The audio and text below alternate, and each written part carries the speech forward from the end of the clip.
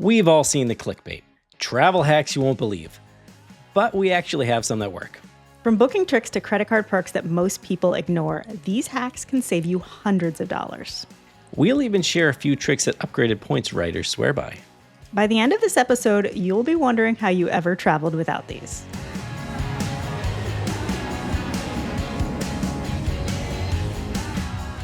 Hey, I'm Chris. Welcome to the Upgraded Points Podcast.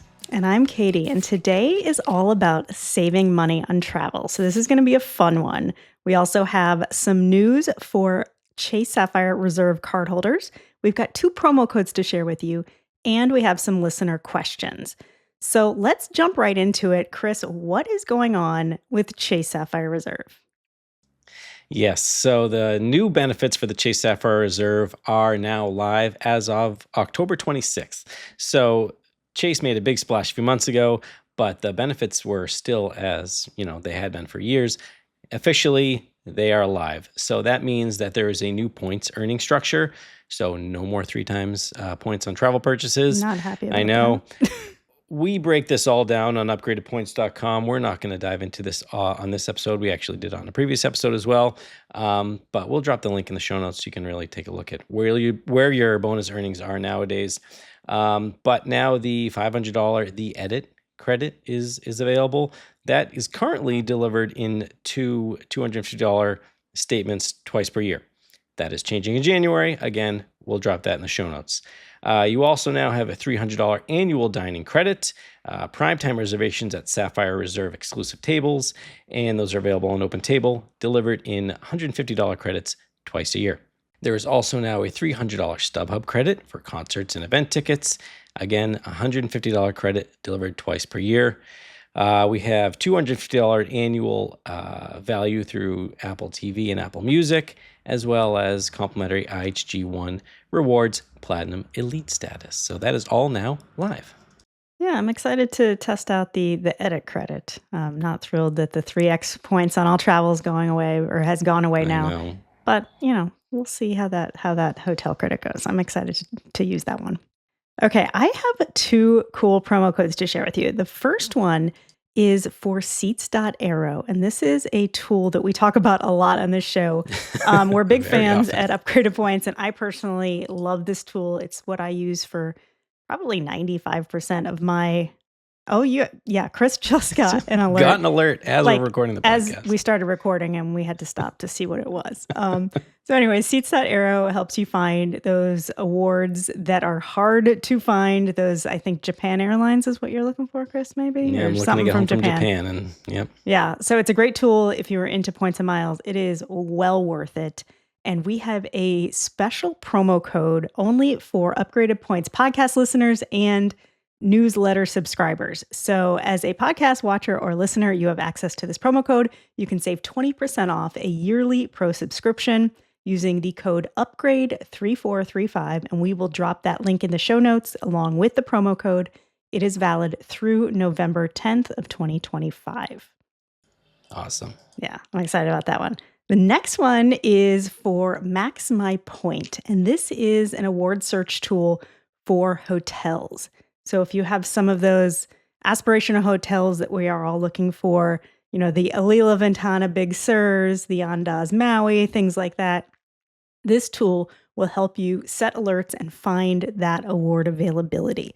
There is a free version, and that allows you can kind of poke around and see what you think about it before going for the pro version. But one of the best parts of this tool is the ability to set those alerts. Same as you would for flights with Seats.aero, you can do that with MaxMyPoint for hotels. And the pro version allows you to set 25 alerts, where that free version only gives you 1.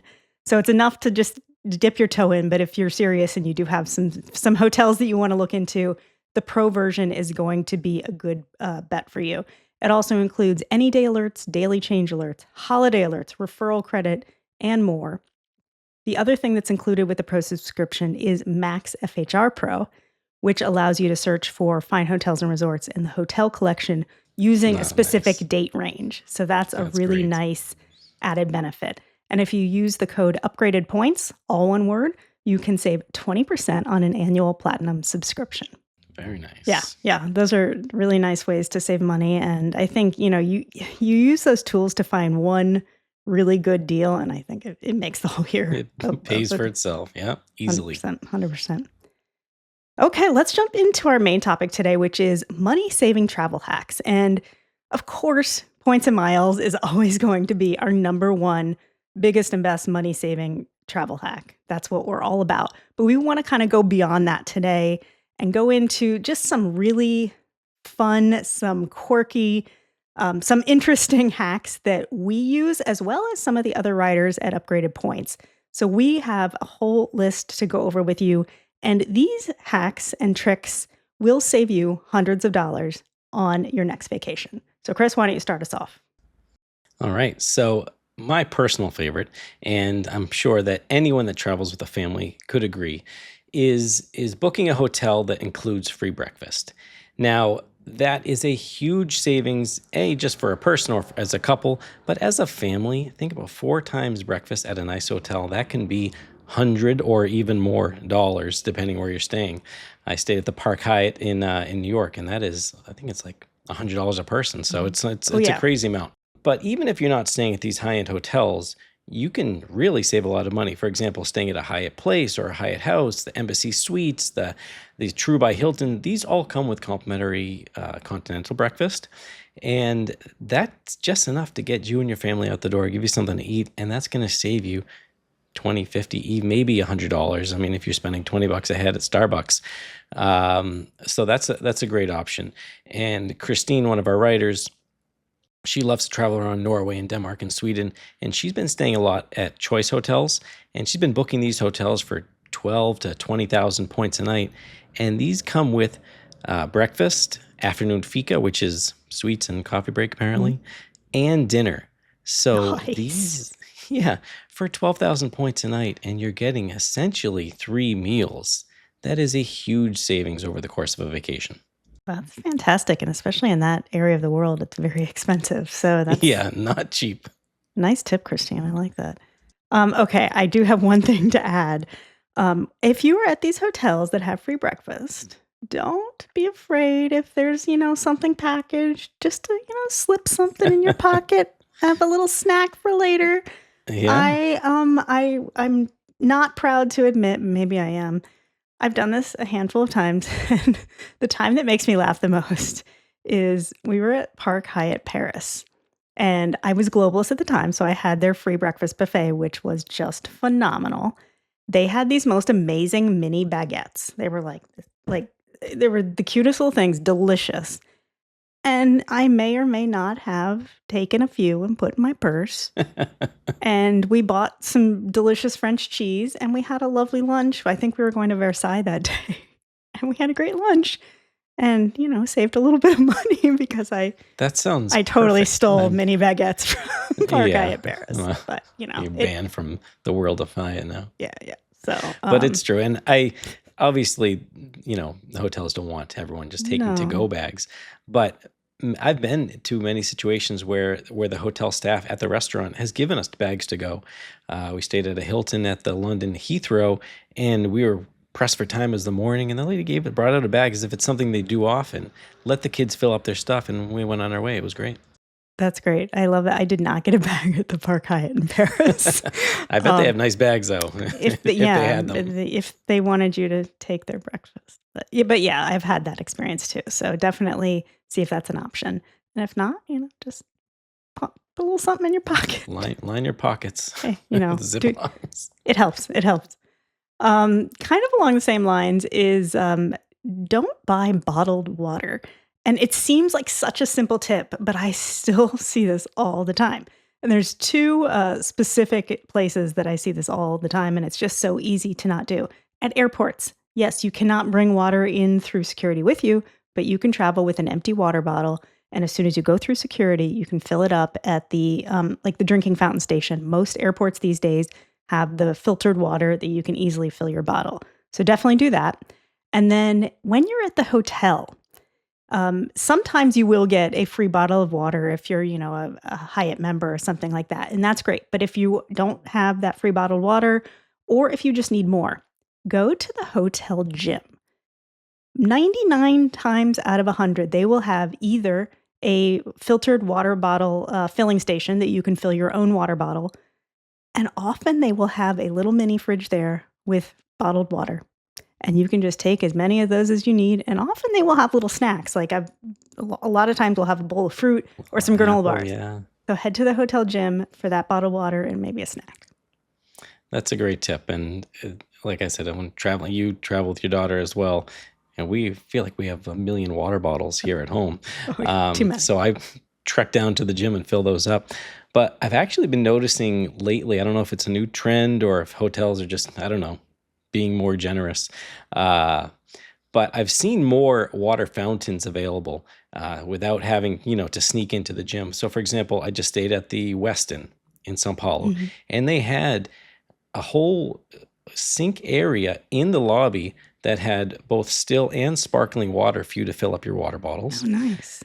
The new Universal hotels in Orlando, those all have water fountains with ice machines on every floor. So they want you to stay hydrated while you're there. And as you know, if you've been to pretty much any hotel in Hawaii, it is super common to have reusable water bottles. They'll even give you one as an amenity. So I don't know if it's a trend or maybe I'm just paying more attention to it lately, but I have been seeing the reusable option a bit more. Yeah, they're definitely more common than they used to be. And in airports too, the same thing. 5 years ago, they were not as common as they are today. So it's a really nice thing. So always have that empty water bottle with you, and it really comes in handy. Yeah. Speaking of airports, we can talk about checked bags. Nobody likes paying for checked bags anymore. And I feel like as much as the hotels are being more generous with the water, airlines are being less generous with the amount of checked bags. I feel like any base fare now does not include a checked bag. But obviously, we can get around that with the help of airline co-branded credit cards. So now all Southwest credit cards have free bags. All Delta cards have free bags, except for, what is it, the SkyMiles Blue, I think? That's the no-fee card. Okay. It's not very common, but yeah. I was going to say, I don't even know about that. I had kind of forgotten about it, and I looked it up, and it's still there, and you can still apply. Yeah, so all the airlines have co-branded cards. That's really going to be the easiest way to get your free bag, unless you have status or something like that. But yeah, no one wants to pay for free bags, so we can help you get around that. Yeah, absolutely. No one should be paying for bags. Okay, the next one is something I discovered, I don't know, a couple of years ago, and it has saved so much. And it is using an eSIM card when traveling internationally. And for a while, I was struggling with, like, do you get the expensive phone plan so you can use your phone overseas? Do you not connect with anyone while you're overseas? The eSIM card has solved that problem for me. It is so inexpensive and so easy. I use GigSky personally, but there are other options out there. We have a few reviews on the site for different services. So if you want to take a look at that, I'm sure we can drop all that in the show notes. One thing I really like about GigSky, other than the fact that it's super affordable. I mean, you can get a week in the Caribbean for $7 or something. Like, it's really not expensive at all. They have some good cruise packages too. Oh, yeah. I just used that on my last cruise in Ireland. Yeah, so definitely if you're cruising too, this is a great option. But GigSky has some benefits for Visa Signature and Visa Infinite card holders. So Visa Signature card holders get a complimentary 1 gig 15-day mobile plan redeemable once a year, just totally free. Additionally, those cardholders also get 20% off of all other plans they buy. And you might think, well, Visa Signature, I don't know. I don't have one of those. You probably do. This is the Chase Sapphire Preferred, Marriott Bonvoy Boundless, the United Explorer card. So many of these cards that you probably already have in your wallet are a Visa Signature card. If you have a Visa Infinite card, and these include like the Sapphire Reserve or the Venture X, these include a complimentary 3 gig 15-day plan every single year, and then 30% off any other plan that you buy throughout the year. So I have my Venture X card as just my payment card for GigSky.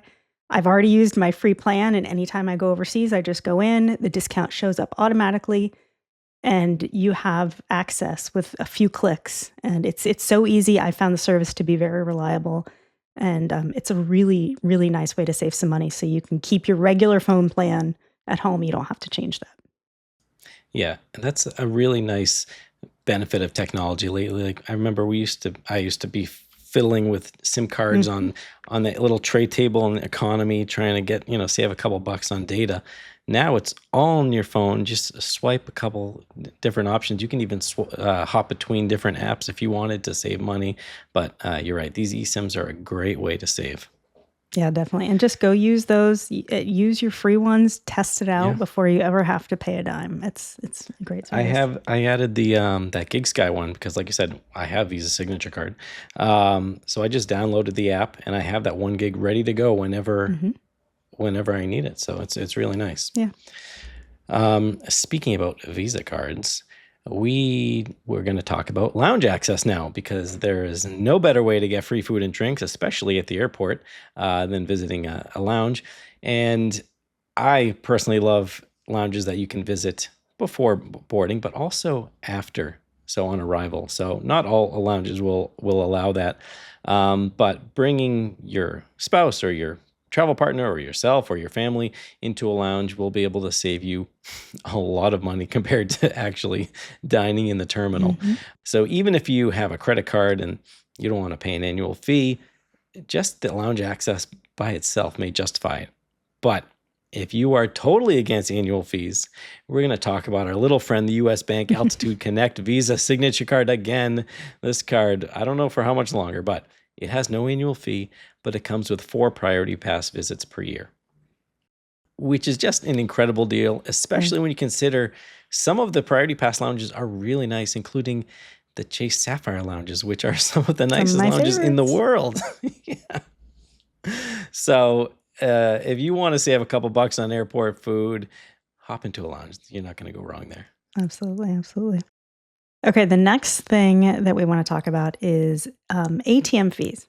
Don't pay them. That's not a good thing. Um, No. when you are traveling internationally, you need cash, you go to the ATM, well, you're going to get hit with really expensive fees.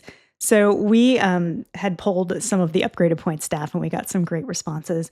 Carrie said after they got caught with some higher than expected ATM fees, her husband started reading Google reviews of the ATMs to see which ones had the lowest fees, which Nice, I think Carrie's is husband. hilarious. Like, I would never think to Google an ATM, but I guess you can do that.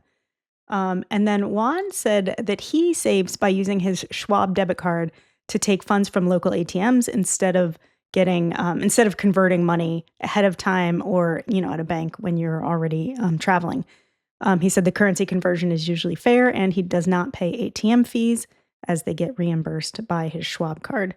And I will say, as an add on to that, there are ATM cards from probably all of the banks that do come without fees. I have a Chase Private Client ATM card, and I can go any ATM anywhere in the world, take out money, and I get all of those fees refunded. So if you can get access to one of those ATM cards, it's a great way to not pay ATM fees, but also it's a good way to get currency, the local currency wherever you are, at a pretty good rate. We've done it ahead of time. We've done it when we're there, and it's usually just as good, if not better, getting it from the local ATM. So that's a good way to save some money on some sneaky fees that can really, if you're overseas and you Yeah. need money, it's one of those things you're going to have to end up paying. So it's best if you're prepared Yeah. ahead of time. Especially if you need just like a small amount, and then that fee is going to be the same no Oh matter yeah, what. yeah, So, yeah. That's not fun. um, speaking about international money, paying in the local currency versus paying in dollars. So Hmm. you may have noticed when you go to swipe your card or tap your Apple Pay, whatever, you may be prompted with an option to choose your currency. And that you may think, okay, I'm going to pay in dollars. So, I mean, my card earns in dollar, I pay it in dollar, everything. No, you want to pay in the local currency. Why?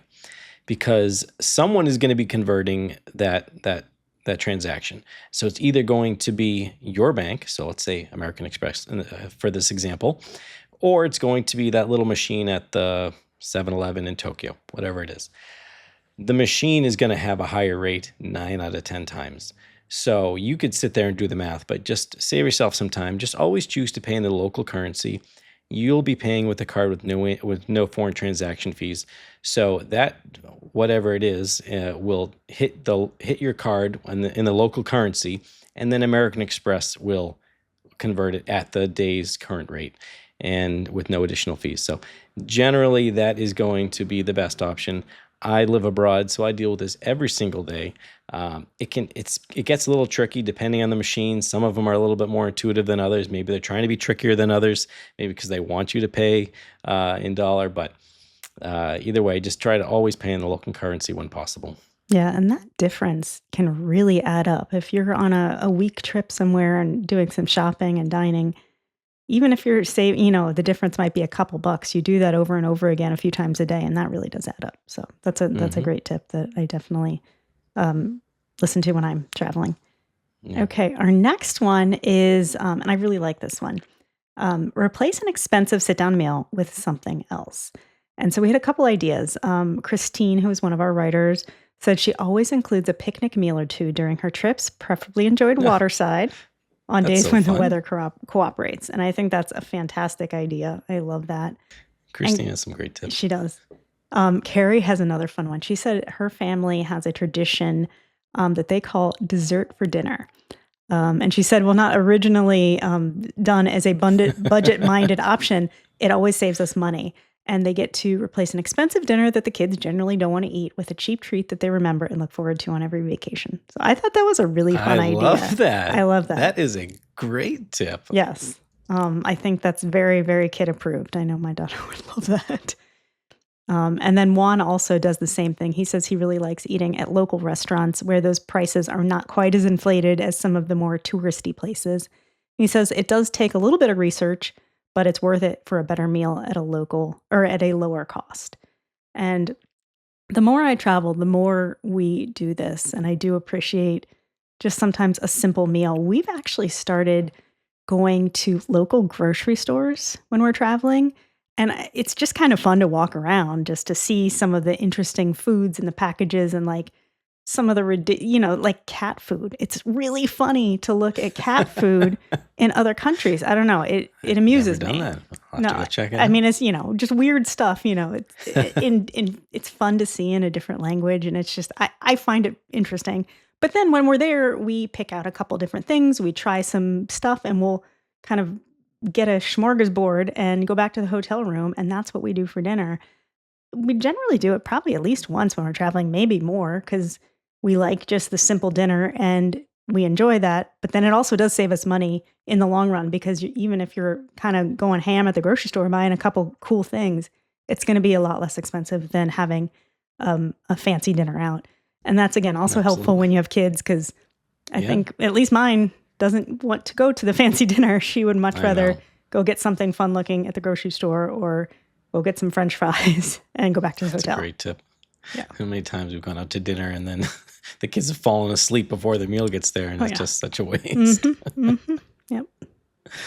All right. Talking about late, Ryan says that when he's arriving to a new city, especially late at night, he will get in touch with the hotel to find out what the best way to get to the airport, get from the airport is.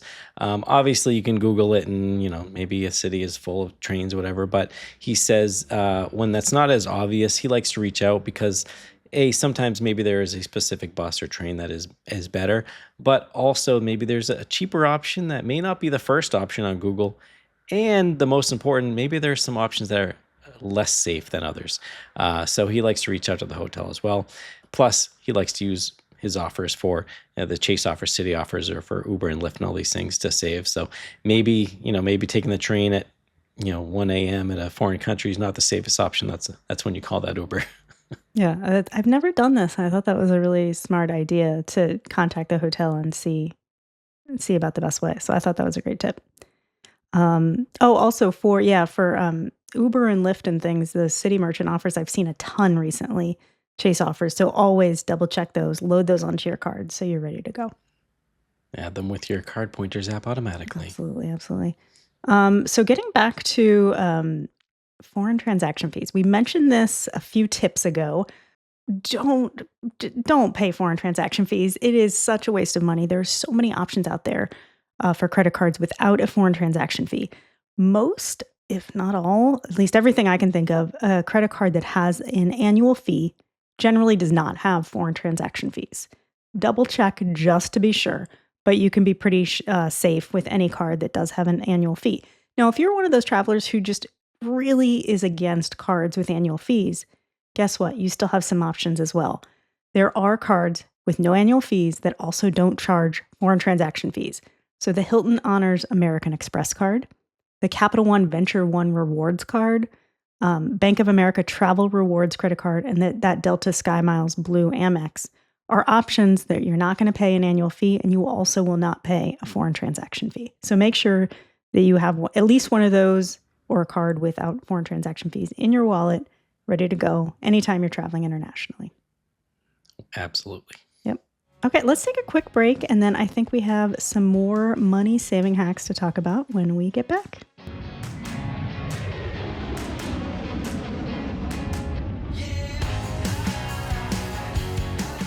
Okay, welcome back to the show. Let's dive into some more money-saving travel hacks. Chris, what do we have next? All right. So we mentioned booking a hotel with breakfast included, but what if the hotel had a club? So now this may not be at the top of everyone's list, but it can be especially useful, especially if you're a family. So maybe if you have status, so for example, if you're a high globalist, you're going to get club access. But if you're not, that's okay because you can actually book club access rooms. They're usually on the same floor as the club for generally a reasonable amount of money, a little bit higher than the base room.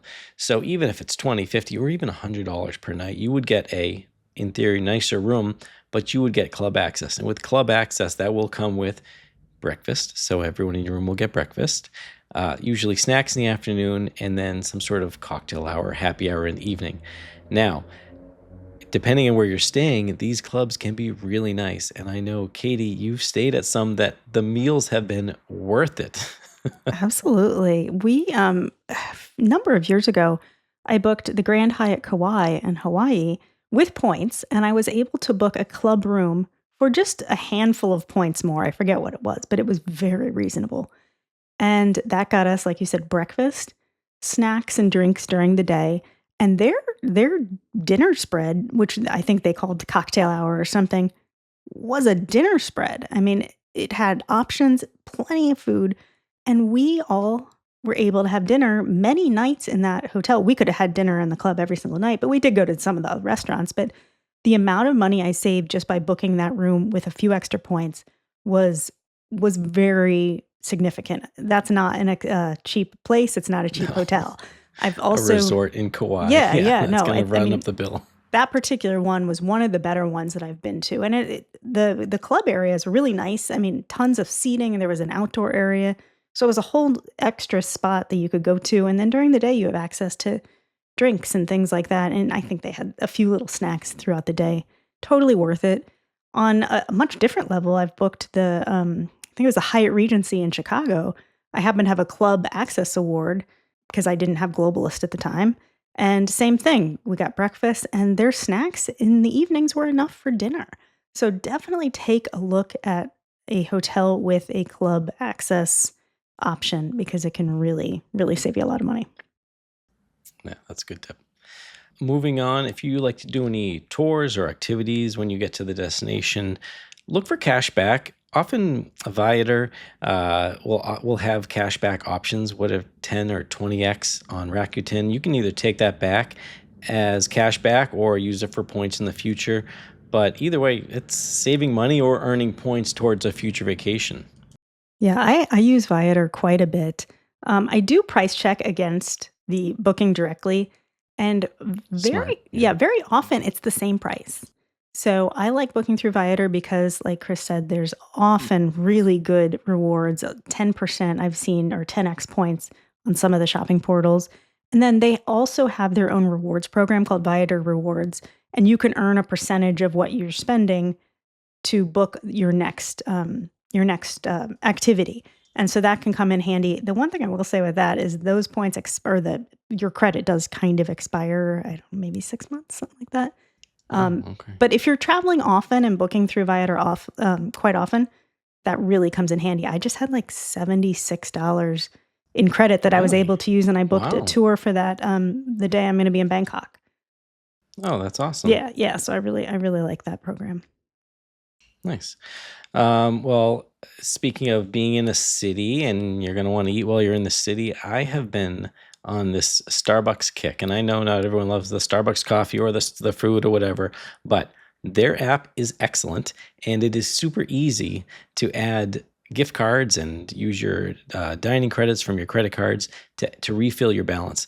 So what I do and have done in the past, and I've shared on the podcast previously, whenever I get a dining credit, usually for my Marriott Brilliant card or maybe a voucher from when my flights seem to get canceled all the All the time. time. I'm on a really lucky streak right now again. But I will just add all of those credits to my Starbucks account. It sits in the app. And so whenever I'm ready, I will have a large balance there ready to go. And I have been using that at theme parks, at Disney and Universal, where breakfast is not cheap for a family, or you can use them at any Starbucks. And so you're walking around New York City and you need a coffee or a snack to keep everyone moving, hop into a Starbucks, and there you go. That's a free meal. Yeah, and if you have a child that is like mine, anywhere you go, can we go to Starbucks? Can we go to Starbucks? Can we go to Starbies. Starbucks? One tip I do have, and I've been doing this almost consistently it feels like it's been a year. City merchant offers have had a 10% off Starbucks city merchant offer, and it caps out at $15 spent. So you save $1.50. But every time I get this, I just put $15 in my Starbucks app and I save 10%. And it just kind of adds Oh, up. And then that's a anytime great idea. you're always at least saving 10% on what you purchased at Starbucks. So it comes in handy if you don't have, the credits like from the cards from the Marriott Brilliant or anything like that. It's a nice way to build up that balance at a bit of a discount. Good tip. I'm going to go do that after this episode. Yep. Another one that I do quite often is when I need to get from one destination to another, but I'm not going to be coming back and I need to rent a one-way rental. If you've ever priced this out, a one-way rental is so expensive compared to just returning it to the same location.